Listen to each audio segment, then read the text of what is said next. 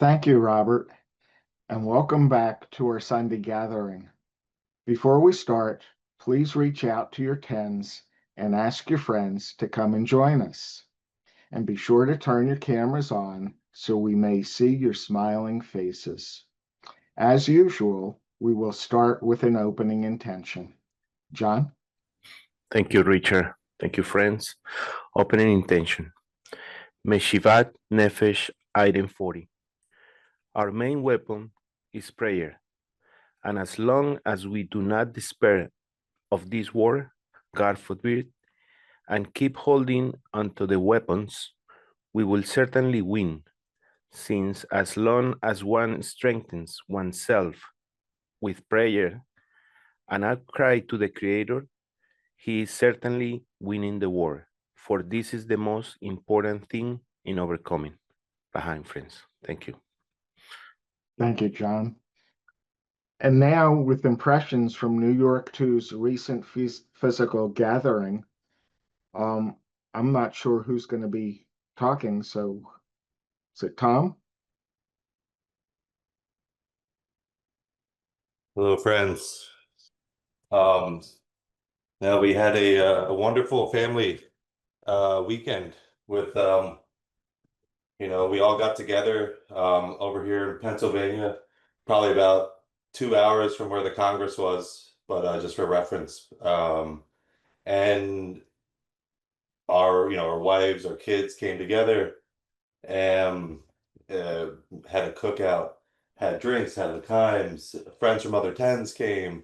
It was really an amazing weekend. I'm filled with so much love, and like my head is like swirling because it's just major event after major event in terms of like, you get the friends together, and there's truly nothing like it. It fills your heart to a degree that you didn't know was possible. And I'm so lucky, feel so blessed, and honored to have such great friends in my life and to be in such an amazing 10 and to be able to host and have families together and to just have like a whole weekend full of love. It felt like, it felt like a Congress, honestly, like a mini Congress. There was probably, the difference being it wasn't an official Congress, but it definitely felt like um, an event of that level of significance. And I feel like, we can all do that. The more that we can try and get together, we figure out which friends are in a region, we can have these types of moments, more often, monthly, weekly if possible, just at least getting to a friend's house, but making, an event where everyone gets together. And I think it'll just do so much good for our society and so much good for North America to be able to like have that, bring in that community feeling, because that is, I think, the thing that will, really bring in other points in the hearts and bring in, I don't know, just bring us to the next level. So I don't know how long you want me to talk for, but L'chaim to you all, and L'chaim to B'nai Baruch. Wow, thanks, friends. And now our increasing recognition for services to our CLE from our HR department, Iva, Beth, and Rob's blog team. Iva? Good morning, good day, everyone. It's good to be with you. It's good that the time has changed and I can be with you. Today, the HR department has another installment of Dissemination Awards. And this is the third one for the year. We do one every quarter.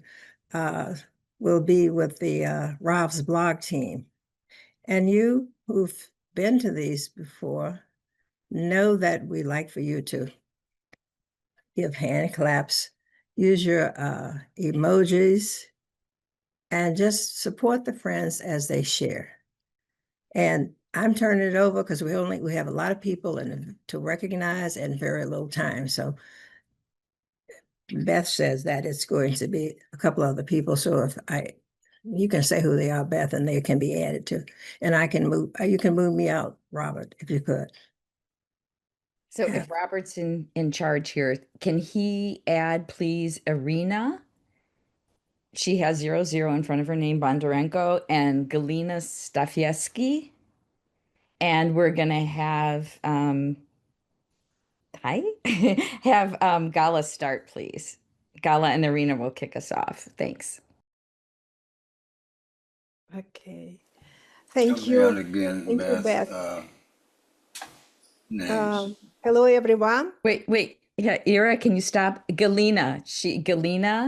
She has 00 in front of her name, and it's Galina first. Do you see her? 00. Yeah, you got her. Thanks. Thank you. Thank you. Hello, everyone. So nice to see all you here. I'm very grateful for the honor to be part of the Rav's blog. The blog began in 2010. It was great time. No, it started in 2008. I joined it in 2010. Our team is very united and dedicated. We are all together all the time, like a cogwheels, like Raf says. We help each other every day. No matter what the state's going through, we are doing our job. The work never stops. The blog must be published every day. And thank you for the opportunity to serve and be B'nai Baruch member. Thank you very much, friends.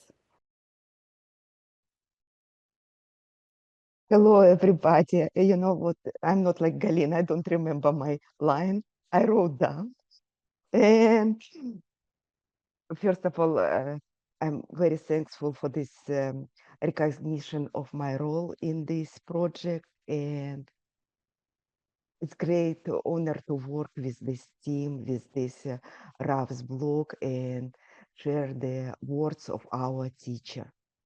I'm joining this project because of Galina, sure, in 2011. And I'm happy to be this part of this team that kind of together all the time, you know. And the dream of our team, probably, and our goal is that Rav's words it be spread around the world. And thank you very much for this unique opportunity. Thank you. Thank you guys. So we have a lot of managers and team members, and now I'm going to present the awards to the team members, and I would appreciate if everyone who has 00 in front of their names could be put on the screen so you can see everybody all at once. And part of the reason for that is that we truly are a team that works everybody together. Every part is important. Every part works smoothly like cogwheels, like Galina said. And what we value is everybody's dedication and loyalty, and not that we have stars. Everybody is a star because they're, a part of what lights up the sky of Rav's blog to the world. So I'm going to start awarding the honoring the people from like how the process of the blog works.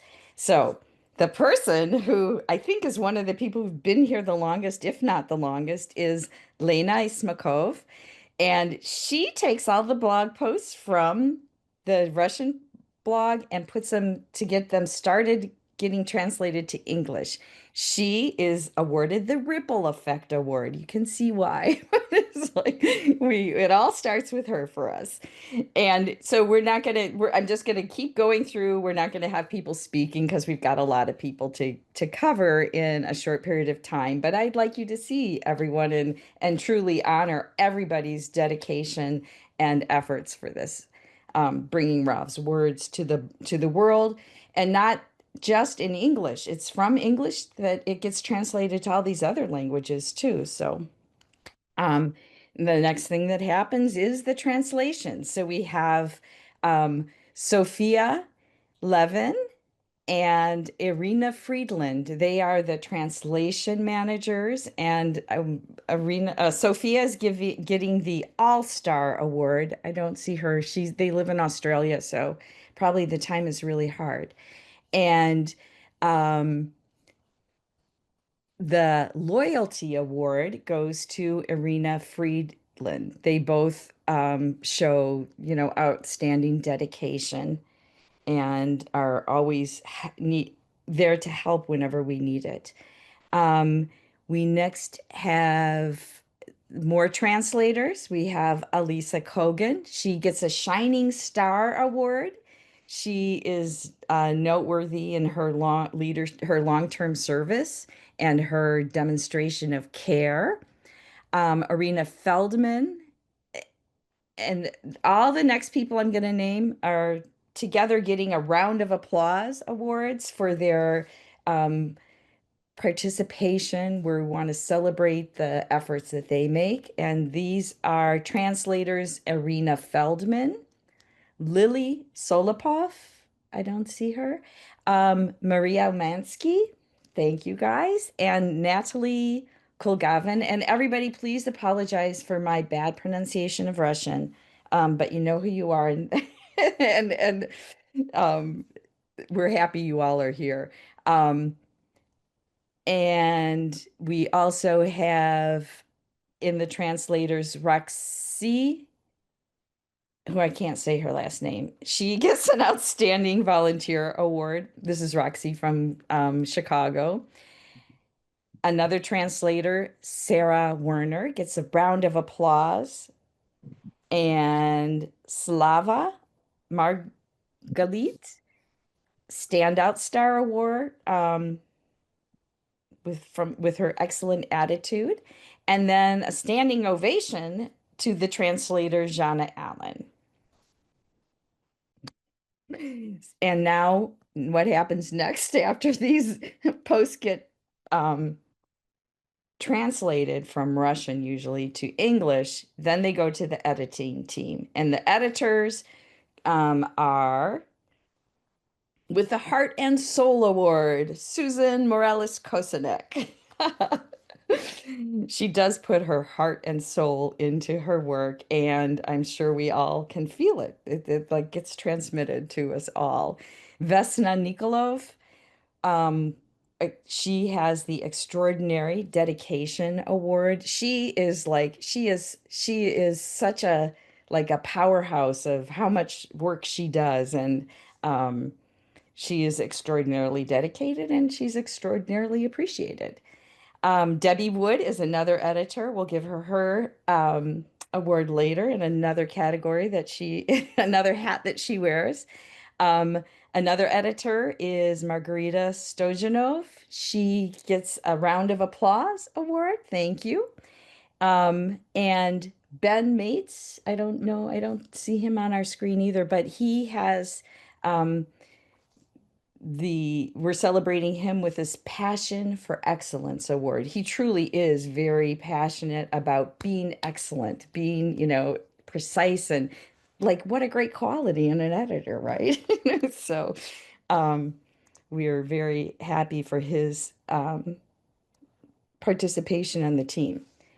Okay, now the posts are edited and they now need to get into WordPress, which is what we use to publish. So we have two great volunteers who do this.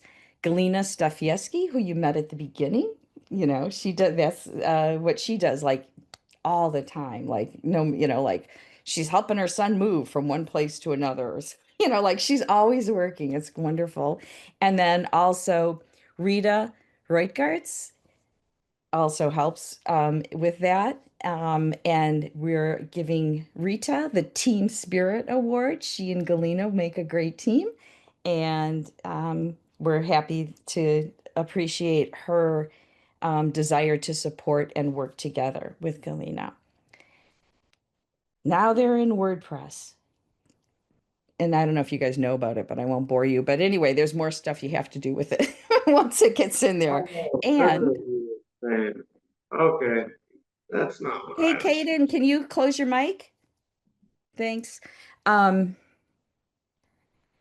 So that there's also some blog tech that goes along with them in being in WordPress, and we have 3 people who are taking care of that. Again, Galina Stafieski, and at this point, I will award her the Service Above Self award. She really is dedicated. I told you, like even like her, she's she's traveling, she's moving, she's like I don't know, whatever, but she just keeps working and making sure the blog work gets done for everybody else on the team and the whole world. Also Olga Sherman, and she gets a round of applause award, and Ilya Margolin, a Shining Star award. He's been doing this forever.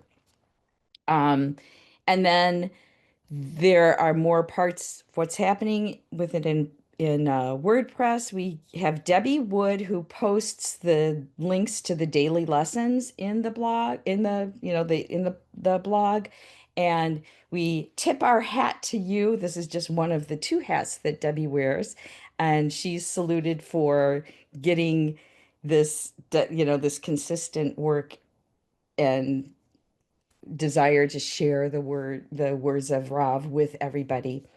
And then there's in-body links, so people who read these blog posts can get more information about whatever topic in that post interests them. And we have Arena wearing one of her other hats. She has a lot of them. She was mentioned in the translators, and now she also does these in-body links, and also there's related material links at the end of the post so that people can read more or watch more or something on the same topic of that particular post. Irina also does that. She's leading that team, and so we have her receiving the Leading Light Award. She really is prepared to do anything to make the project succeed. And so like her contributions aren't limited to these like roles that she has, but we are so lucky to have her working on this. We also have Ludmila Reitman, who gets a round of applause for being on that related materials team. And then through all of those things, then there's another final edit and they get published, and I do that.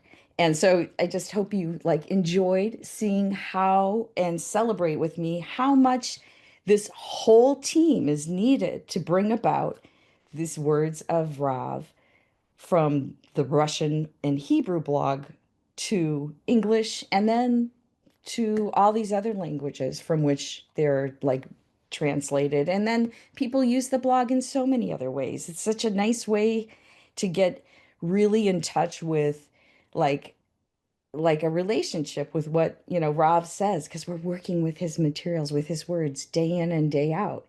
And this team is big. It takes a lot of effort, but everybody just gladly and seamlessly does it, no matter what. Maybe not always so glad, so gladly. I won't say, people do have,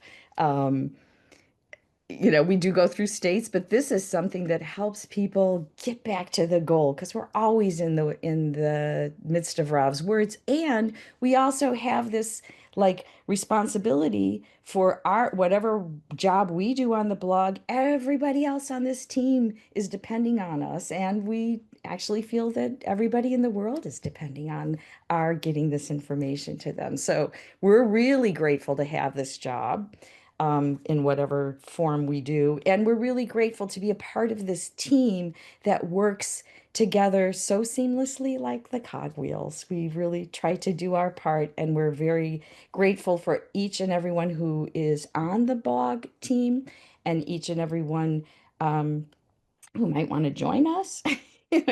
We do welcome more people, but I can't say enough about what a great job this is, because it's something you do every single day.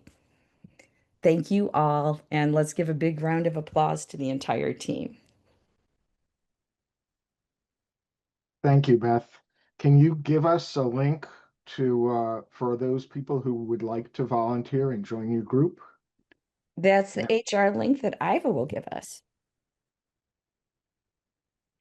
Thank you, Iva. And wow, congratulations to all these award winners. And thanks so much for sharing with us such valuable behind the scenes volunteers. And now, with our practical work in the tens, Chaim? Yeah. Hi, everyone. First of all, thank you, Beth, and your team. And I also want to say that Beth is now leading a team that is taking all of our names, all those who sent their names, and grouping them into communities. So we should have that coming up soon. We will resend a survey in order to give a chance to those who didn't have a chance to write themselves down in the previous time we posted it, to get listed and to join a community.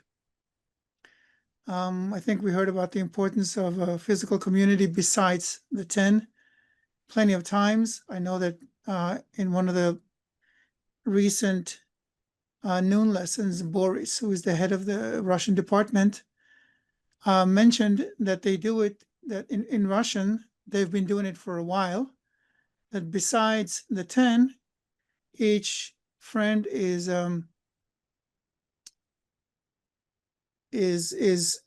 added to a local or regional community where they get together, and they have these physical meetings every once in a while on a regular basis, and it doesn't interfere with their work in the 10.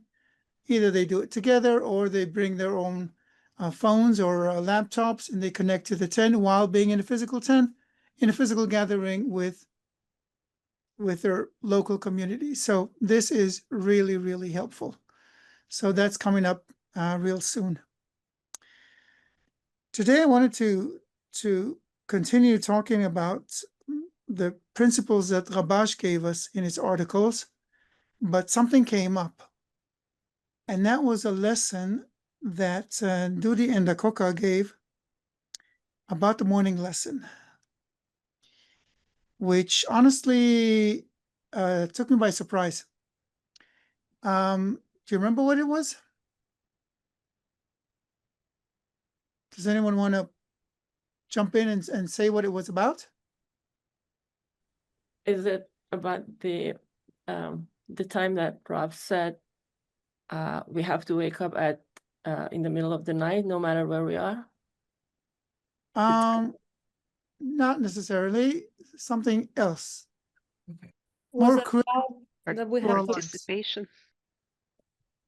was it Sorry? about that we have to provoke sometimes on like conflicts on purpose in our No, group? not about conflicts. That's a recent topic. Lesson About participation. 2 days ago, Dudi and Dakoka dedicated a lesson to a situation that they noticed in the management, which is declining presence in the morning lesson. Because Rav is not there so often. And this, I think, is a serious issue. We are in a transition period. There's no doubt about it. The situation is changing. Rav is growing weaker by the day. We can tell, the frequency of his attendance at lessons is diminishing. But that does not mean that we should decrease our attendance. He's passing on the reins to us. Who will continue him if not us? There are no other Bnei Baruchs in the world, and Rav doesn't have any other students besides the one he has, which is us, which is Bnei Baruch. So if we don't continue in his footsteps, who will? So if we want to carry on the legacy and realize Rav's dream, and indeed the dream of Rabash and of Baal HaSulam, which he wrote so extensively about, then it is now our duty to step in and be there and be active and do what Kabbalists do in order to become a vehicle, a conduit that passes on the light to the world. In order to prepare for this meeting, I went over I looked in the archive for lessons where Rav talked about the importance of the morning lesson, and I found this excerpt from 2013. There was no translation, written translation, so I kind of translated it myself, so to speak, kind of a simultaneous translation in text. So this is what he said on October 7, 2013. The morning lesson is a place for instilling the upper light, where you come to a gas station and receive a filling. You understand? This is the morning lesson. During the day, you need to accumulate all kinds of deficiencies for the reforming light, for the spiritual power, to the nearness of the Creator, to scrutiny and critique in order to establish the image of the world and your approach and the world that operates on you. During the day, and this is especially pertinent to us because we have the whole day before we come to the morning lesson.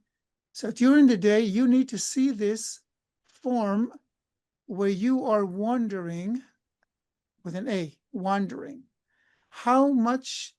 wondering, spelling mistake, how much you still don't understand it, how unclear it is to you, and how spoiled it is, meaning the world. In the morning lesson, this form should become clarified through the reforming light in feelings, in thoughts, and in every sense. Again, that last part. During the day, you need to see this form where you are wondering how much you still don't understand it, how unclear it is to you, and how spoiled it is, meaning the world. In the morning lesson, this form should become clarified through the reforming light in feelings, in thoughts, and in every sense. So, I felt that I had to mention this because we need to be there. We need to show our presence. We need to galvanize our friends in the 10, those whose attendance has grown less frequent, to be there. Because, well, I don't need to tell you why. We just need to increase the importance of it. And by galvanizing, I don't mean that we should tell each other off for not being at the lesson, okay? That's exactly what we should not do. I mean, we should raise the importance. Let's use our yeshivot chaverim, our 10 yeshivot chaverim, okay? Our regular meetings, meetings where we discuss things and do some scrutinies. And, you know, let's think. Let's put ourselves in Rav's shoes and just imagine what he must be feeling when the management tells him there are fewer friends at the lesson now that you're not there. Okay? And it's only up to us. So let's do it. Okay? All right. And now, since we still have more time, I want to get back to a question that I got from last week's discussing this discussion on the importance of work in the 10 regarding equality in the 10. By the way, if you have more questions, so I see Sasha is already raising his hand. So in a minute, Sasha, okay? This is also a chance to remind you guys, if you have questions, please either ask now or send them during the week. Today we have to finish right on time at 11, right? 11:27, because there's Yeshivat Chaverim today. So the question I got was, if friends in the 10 are not equal, if they do not have the same level of importance, then how can they possibly be in the same desire? Again, if friends in the 10 are not equal, in what sense? They do not have the same importance, same level of importance. Then how can they possibly be in the same desire?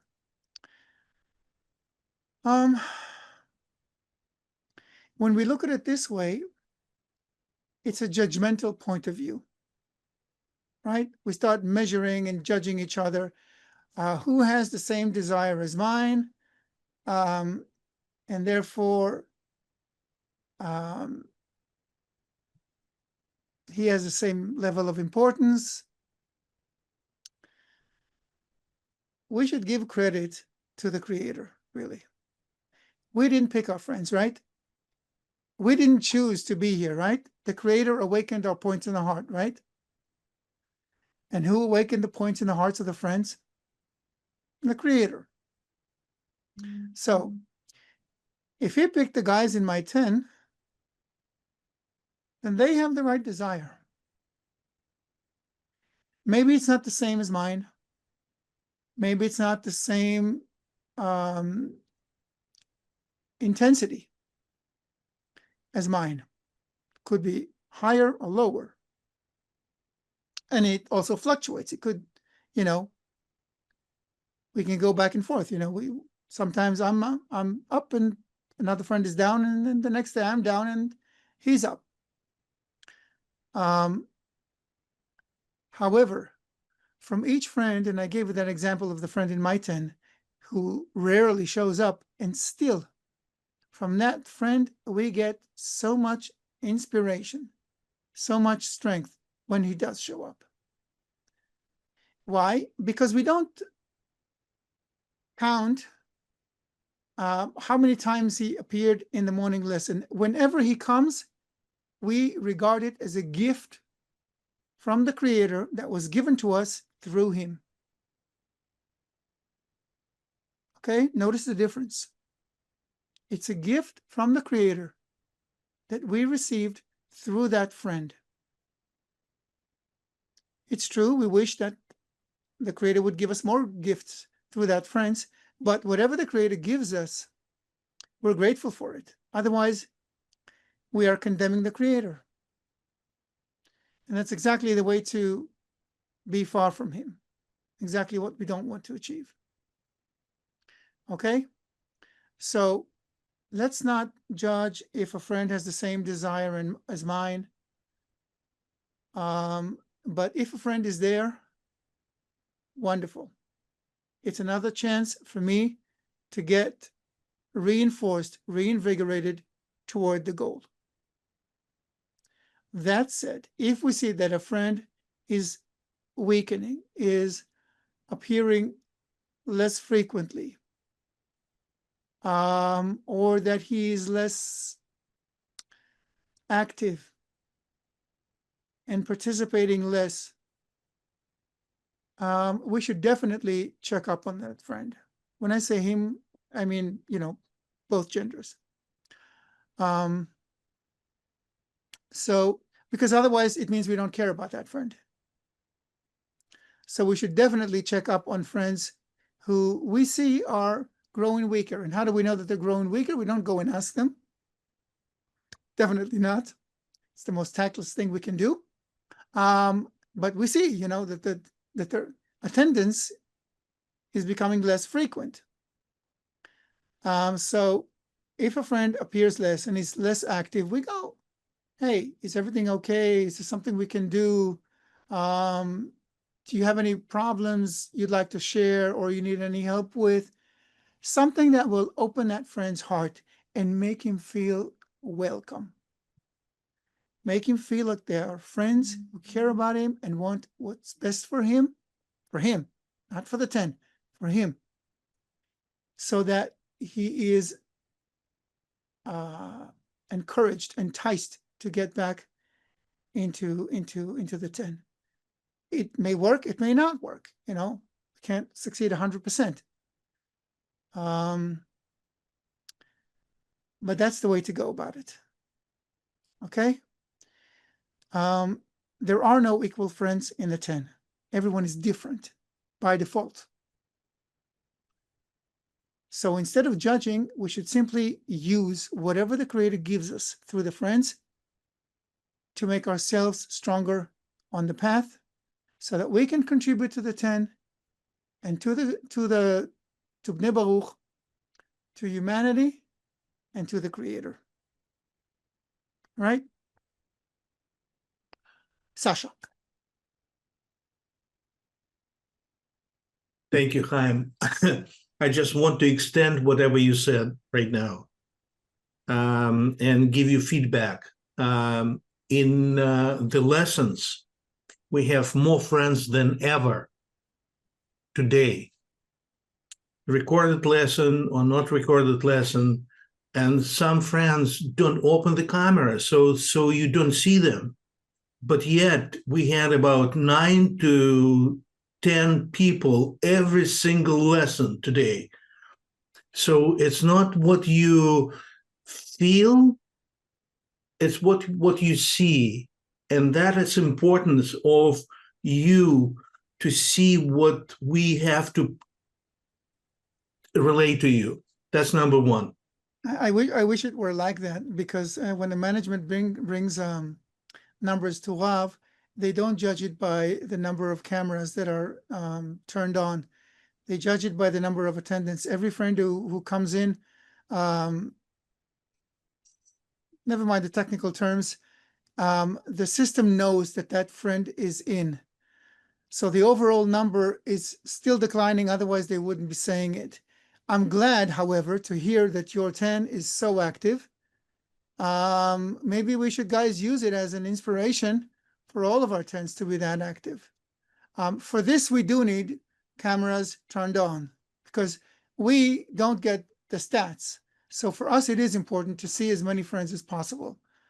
But the system admins know who is in and who is not. The second point that I want to mention is that the lessons, recorded lessons from 20 years ago, it's like Phenomenal. blessing. I know. And I feel that I was so stupid that I didn't hear from Rav whatever he said 20 years ago. It's amazing how close he was to us back then with all his graphs and everything like that. And we missed this point. We want to be exactly with him, no matter the time or anything like that. And that's great. That's great. I agree. These lessons are just phenomenal. Today's Pticha lesson was, I couldn't believe it. Yeah. Again, yeah, please. Hi, Chaim. Hi, everybody. So my question is how to raise the importance for friends to attend the morning lessons. If most friends in my 10, for example, because we're like a newly formed 10, they don't want to come to morning lessons. And for example, for most of my friends, it's too long for them, right? It's like the lessons are too long because we're like a new form 10. And actually, on the contrary, like, you know, like so many different opinions, like Sasha was just saying, it's such a blessing that we see like pre-recorded lessons of Rav. It's such a blessing. And for like newcomers, they have different opinion. Like some friends are saying, oh, but Rafa is not there. Like, what's the point of me to come? So I don't even like want to go. So I'm just saying to let you guys know, like that's how new people thinking, and that's why some friends are not showing up. So how to raise the importance in this case? Like sometimes I'm trying to ask my friends, let's go to a lesson, and that's the arguments I can hear back. So how to raise the importance and make friends to want to come? I got you. I got to cut you off because we're short on time. First of all, there's no, if people don't have the desire, like completely don't, there's very little you can do. But there are things you can do. Well, first of all, to all those who say it's a recorded lesson, there's no point watching it, Rav is not there, right? Just ask them, is Bala Sulam there? Is Rabash there? Are their writings not relevant for us today? Right? In those days, they didn't have videos, or they would use them. Rav did have videos, so he recorded everything, but it's exactly the same as reading a text. These videos will remain forever. They are the third layer in the steps in the structure of our teachers, where you have Bala Sulam, who gives you the overall perspective.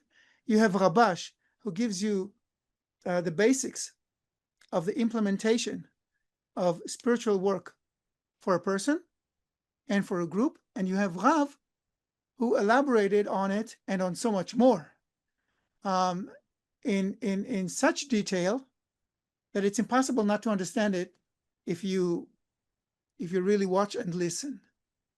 So these are all parts of the same structure. It's the same value as the text of Rabash and Bala Sulam. And these are the treasures that we will pass on to humanity, because of us, Rav gave all those talks, all those videos. And they will not become less valuable over time. Just like Bala Sulam's writings don't become less valuable over time. Or the Zohar. When was the Zohar written? 2,000 years ago. Hey, who cares about it? It's completely irrelevant, right? So it's absurd. And the last thing, just one bit of advice, and I have to finish. With regards to the 10, maybe meeting with another 10 that does have importance for the morning lesson will help. Maybe. I'm not sure, but perhaps if they talk about how much they gain from being at the morning lesson, it might help. They may not accept it from you, but maybe from others, they might. Thanks, Chaim. Hey guys, yeah, we have to Great finish. suggestions for our workshops. And thanks again to all of you for joining Please, us again this guys, week. if you have questions, send them over, okay? Please join the World Klees Yeshivat Havarim, now on the Arvut system, and be sure to join us next time. Robert?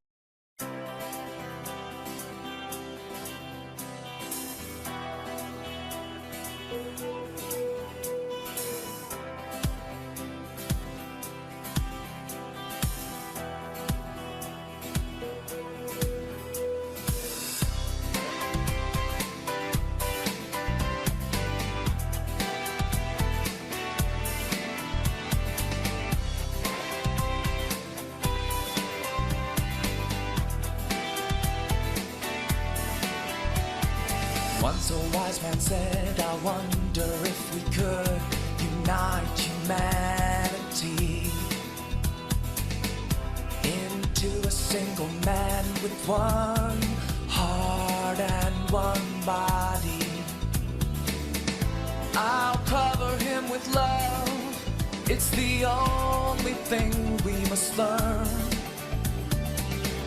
'Cause we came from one point and to this point we will return.